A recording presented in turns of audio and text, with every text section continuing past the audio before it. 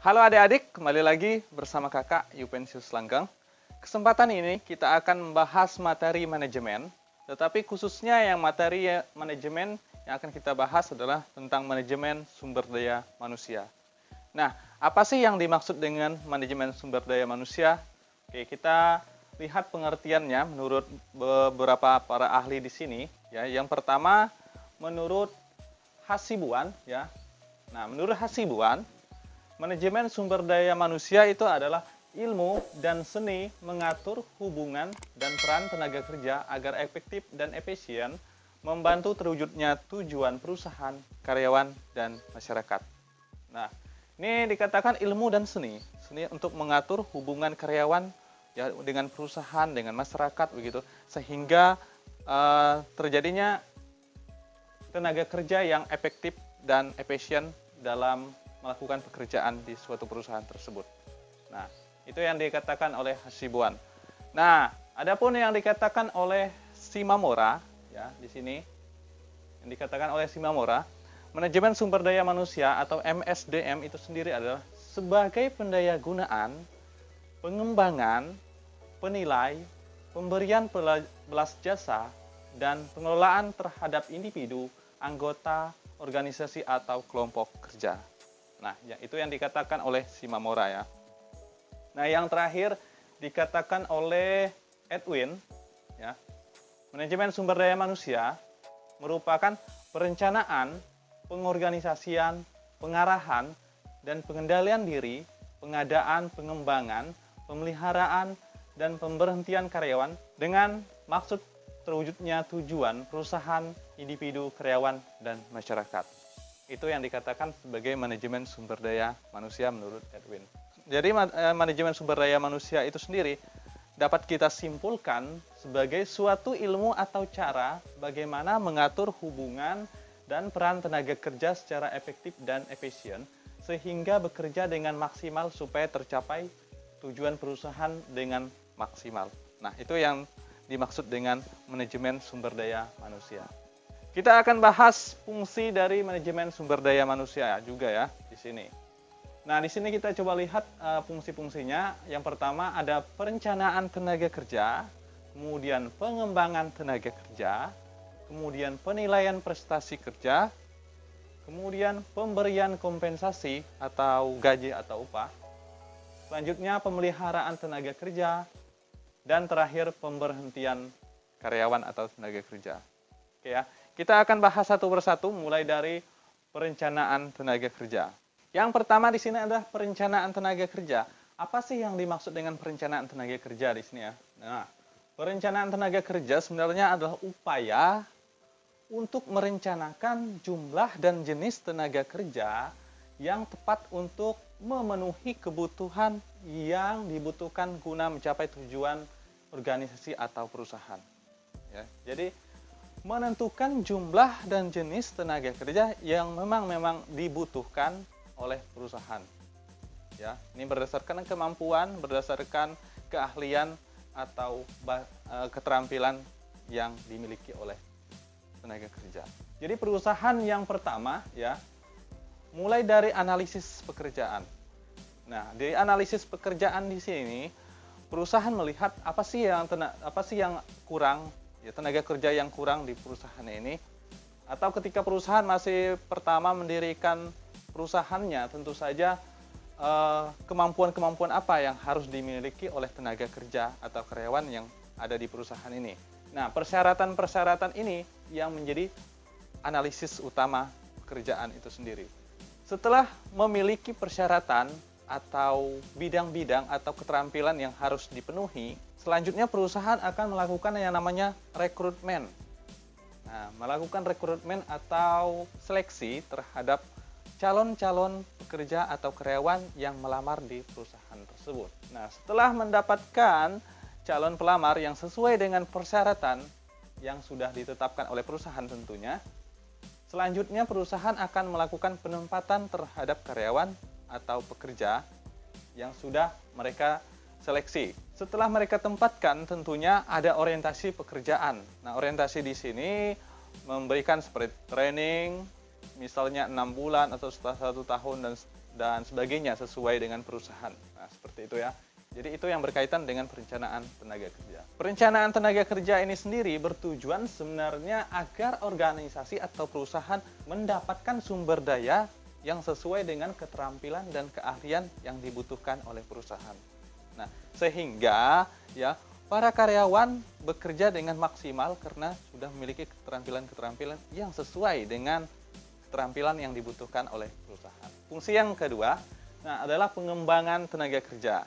Pengembangan tenaga kerja itu sendiri apa ya? Nah, pengembangan tenaga kerja merupakan suatu kondisi ya, kondisi yang menunjukkan adanya peningkatan kualitas tenaga kerja sehingga dapat mengurangi ketergantungan organisasi untuk merekrut karyawan baru. Itu yang dimaksud dengan pengembangan tenaga kerja. Nah, pengembangan tenaga kerja ini sendiri dapat dilakukan dengan pendidikan, atau pelatihan, atau bisa jadi promosi, bahkan mutasi. Nah, pendidikan ya, misalnya. Pendidikan diberikan kepada karyawan ketika misalnya perusahaan mendapatkan ada teknologi yang baru atau teknologi yang belum mereka kuasai, akhirnya pendidikan ini tentu saja dilakukan secara rutin kepada karyawan supaya karyawan lebih menguasai sistem yang baru atau teknologi yang baru yang mereka terap. Ada juga pengembangan berupa promosi. Promosi di sini adalah memberikan apresiasi kepada karyawan dengan menaikkan pangkat biasanya, atau menaikkan tingkat pekerjaan. Contohnya misalnya dari menaikkan pangkat dari mandor atau supervisor menjadi menjadi asisten manajer, dari asisten misalnya menjadi manajer dan sebagainya. Nah, sedangkan mutasi di sini melakukan pemindahan dari satu pekerjaan ke pekerjaan lain misalnya ya. Karena pemindahan ini bertujuan untuk memberikan keterampilan yang lebih banyak dan keterampilan dan pengalaman yang lebih banyak kepada karyawan supaya karyawan tersebut belajar lebih banyak. Ataupun adapun maksud dan tujuan lain adalah karena karyawan tersebut dengan alasan seperti alasan kurang disiplin ataupun alasan yang lainnya. Nah, dengan adanya pendidikan, pelatihan, promosi, dan mutasi, tentu saja akan memberikan motivasi kepada karyawan untuk lebih giat lagi atau memaksimalkan diri untuk bekerja di perusahaan tersebut. Oke, itu yang berkaitan dengan pengembangan tenaga kerja. Oke, fungsi yang ketiga adalah penilaian prestasi kerja. Dengan adanya penilaian prestasi kerja, maka dapat diketahui karyawan yang baik maupun yang kurang baik dalam melakukan pekerjaan. Oke, hal ini akan memberikan dampak pemberian kompensasi berupa gaji atau upah ya kepada karyawan yang memiliki prestasi kerja yang baik ataupun memiliki prestasi kerja yang kurang baik. Nah, dalam penilaian prestasi kerja tentu saja perusahaan sudah menetapkan indikator-indikator untuk menilai prestasi kerja dari setiap karyawan. Jadi perusahaan tidak sembarangan untuk menetapkan misalnya karyawan ini kurang berprestasi ataupun karyawan ini kurang berprestasi. Tidak ya.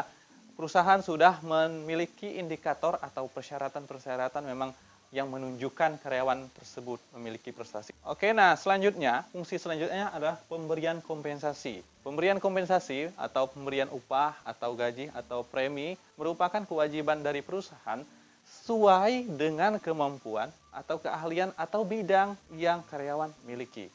Jadi tidak semua karyawan memiliki kompensasi atau gaji atau upah itu sama ya, tidak ya. Tetapi sesuai bidang, kemampuan, keahlian atau skill yang karyawan miliki. Tidak semua perusahaan menetapkan upah atau gaji yang sama. Oke, fungsi selanjutnya adalah pemeliharaan tenaga kerja. Nah, di sini dalam pemeliharaan tenaga kerja mencakup dua aspek. Yang pertama adalah aspek ekonomis. Nah, aspek ekonomis berkaitan dengan pemberian kompensasi tadi berupa gaji dan upah atau premi dan sebagainya, bonus dan sebagainya ya. Tetapi ada aspek non ekonomis ya, seperti jaminan kesehatan, kesejahteraan untuk karyawan. Nah, seperti misalnya jaminan kesehatan, BPJS kesehatan dan perasuransian yang lainnya. Yang terakhir, fungsi yang terakhir ya maksudnya adalah pemberhentian. Ya, pemberhentian ini sendiri atau putus hubungan kerja dengan perusahaan disebabkan oleh beberapa hal yang ada keinginan karyawan, ada keinginan organisasi, ada pensiun, atau disebabkan oleh hal lain seperti kecelakaan ya dan lain-lain. Nah, putus hubungan kerja keinginan karyawan adalah misalnya karena karyawan mengundurkan diri dari pekerjaan tersebut karena sudah mendapatkan pekerjaan baru, ataupun karena pekerjaan tersebut terlalu berat untuk dia. Seperti itu, akhirnya karyawan mengundurkan diri. Nah, tapi ada keinginan organisasi atau perusahaan. Mungkin karena diakibatkan karyawan tersebut kurang disiplin dalam melakukan pekerjaan, sehingga perusahaan harus memecat atau mem-PHK karyawan tersebut. Gitu ya. Ada juga pensiun, ya, karena berdasarkan umur atau usia yang sudah seharusnya pensiun, jadi perusahaan harus memberikan pensiun kepada karyawan tersebut atau memberhentikan karyawan tersebut dengan alasan pensiun. Atau sebab lain karena kecelakaan ya membuat karyawan tersebut meninggal. Ya, itu semua yang menjadi fungsi dari manajemen sumber daya manusia. Apa sih yang menjadi tujuan dari manajemen sumber daya manusia itu sendiri ya? Nah, tujuan dari manajemen sumber daya manusia secara sederhananya sebenarnya ya memberikan pertimbangan kepada manajemen dalam membuat kebijakan sumber daya manusia untuk memastikan bahwa perusahaan memiliki atau pegawai yang memiliki kinerja tinggi selalu siap mengatasi perusahaan serta memenuhi kewajiban-kewajiban yang memang harus kewajiban yang sudah ditentukan oleh perusahaan. Jadi itu yang dimaksud dengan tujuan dari manajemen sumber daya manusia, supaya karyawan-karyawan yang ada di perusahaan tersebut siap untuk melaksanakan pekerja dan memaksimalkan diri untuk bekerja seutuhnya kepada perusahaan tersebut ya. Seperti itu ya, yang secara sederhananya. Selanjutnya kita membahas tentang manfaat manajemen sumber daya manusia. Nah, apa saja sih manfaatnya? Kita akan bahas satu persatu. Yang pertama di sini, perusahaan dapat memanfaatkan sumber daya manusia yang sudah ada secara efektif. Jadi perusahaan tidak perlu mencari tenaga kerja baru atau karyawan baru.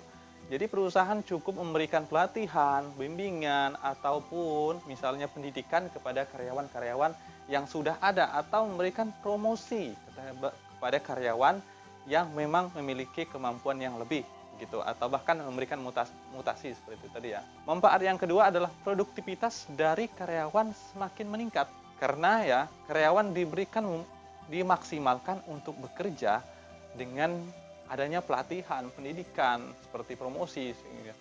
Jadi produktivitas dari karyawan untuk bekerja semakin meningkat. Ya, manfaat yang ketiga adalah penentuan kebutuhan tenaga kerja.